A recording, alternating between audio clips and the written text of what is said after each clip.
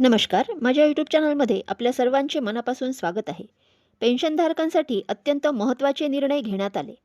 10 वर्षानंतर महत्त्वाचे 3 फायदे आणि 5 वर्षानंतर बोनस देखील जाहीर करण्यात आला. 2025 मध्ये पेन्शनधारकांसाठी अत्यंत महत्त्वाचे निर्णय घेण्यात आले.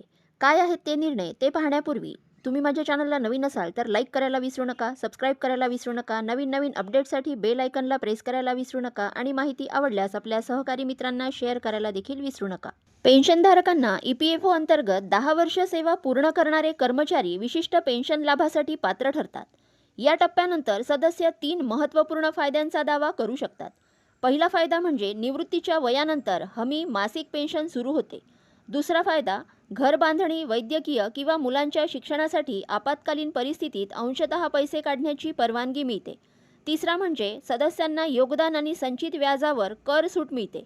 हे फायदे कर्मचाऱ्यांना आणि त्यांच्या कुटुंबियांना आर्थिक सुरक्षा प्रदान करतात.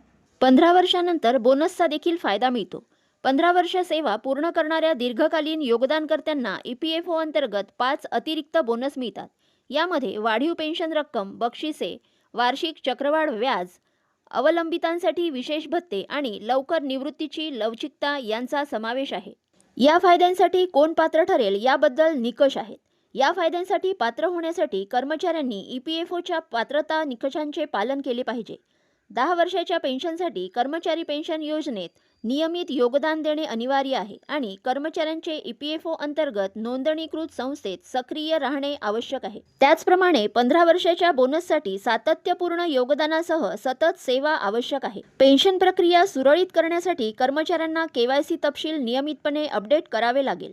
योग्य पात्रता पडताळणीमुळे सदस्यांना या महत्त्वाच्या निवृत्ती लाभांचा दावा करताना विलंब होणार नाही याची खात्री होते.